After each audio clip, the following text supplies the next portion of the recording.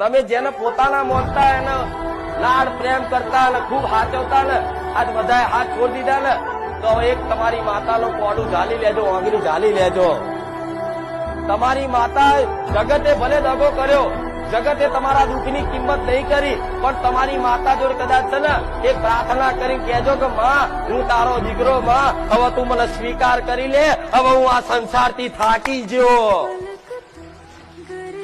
તારે કુળદેવી ગોડા કુળદેવી હરખના આંસુએ રોઈ અને તમે ઓગરી એના આલો ને, પેલા એની ઓગરી પકડો, પછી તમારી માં જોઈ લે કે દીકરાને ખરેખરમાં હવે મારી બાજુ સન્મુખ થયો છે, તારે તમારી માં તમારી ઓગરી ઝાલ લે. અને પછી તો